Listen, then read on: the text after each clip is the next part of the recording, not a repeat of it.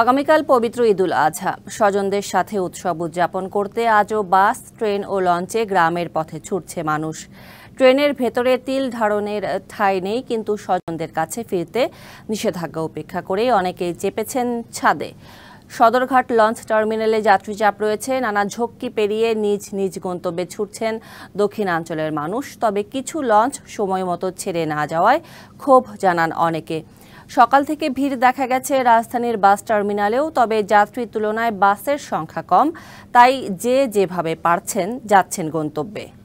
ঈদযাত্রার আরও খবর জানাতে ঢাকার বিমানবন্দর রেল স্টেশন থেকে সরাসরি যুক্ত হচ্ছেন সহকর্মী মোহাইমিনুল খান অপু।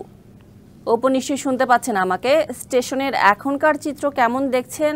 কোনো ভোগান্তি বা শিডিউল বিপর্যয়ের তথ্য আছে কিনা জানাবেন। রেল স্টেশনে এখন পর্যন্ত প্রায় ৩২টির মতো ট্রেন কিন্তু ছেড়ে গেছে ঢাকা থেকে।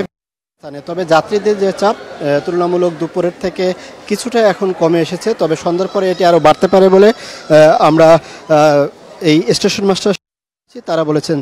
তাদের স্টেশন মাস্টার যেটি আমাদেরকে বলেছেন যে গত বছরের তুলনায় এবছরে যে তাদের যাত্রীর চাপ রয়েছে, তবে তারা খুব শৃঙ্খলভাবেই কিন্তু যাত্রীদের গন্তব্যে পৌঁছে দিতে তারা বদ্ধপরিকর, এমনটি কিন্তু তারা বলছেন।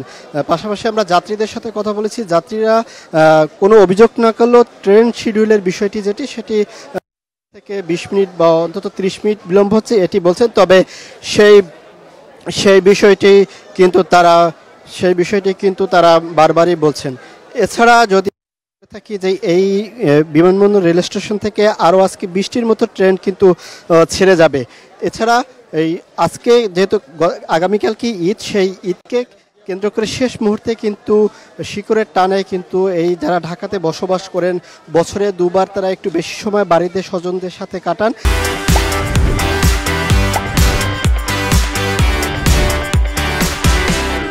তারা কিন্তু আজকে সেই চেষ্টাটাই করছে। তবে টিকিটের যে বিষয়টি, যারা অনলাইনে টিকিট কেটে রেখেছিলেন তারা সিট পাচ্ছেন। তবে এখানে কিন্তু স্ট্যান্ডিং টিকিট যেগুলো রয়েছে সেগুলো কিন্তু এখানে যাত্রীরা এসেই কাটছেন। তারা কোনো বসার জায়গা পাচ্ছেন না। ট্রেনের ভিতরে সকল জায়গাগুলো থাকে তারা কিন্তু সেখানে দাঁড়িয়ে যাচ্ছেন।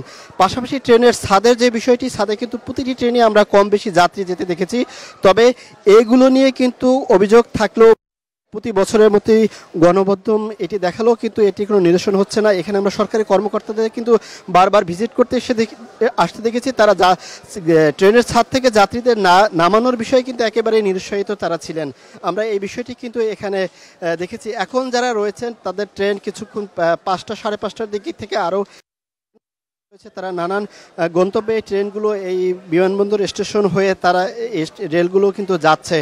যাত্রীরা কিন্তু কষ্ট কিছুটা হলেও তারা স্বস্তি করছেন যে শেষ পর্যন্ত তারা রাতের মধ্যেই তারা তাদের স্বজনদের কাছে পৌঁছে যাবেন, তারা ঈদের আনন্দ ভাগাভাগি করবেন, এমন বিষয়টি কিন্তু বলছেন। কিন্তু তাদের যে একটি রেল স্টেশনে যে বসার যে জায়গা, সেই জায়গাটি কিন্তু পর্যাপ্ত নয়।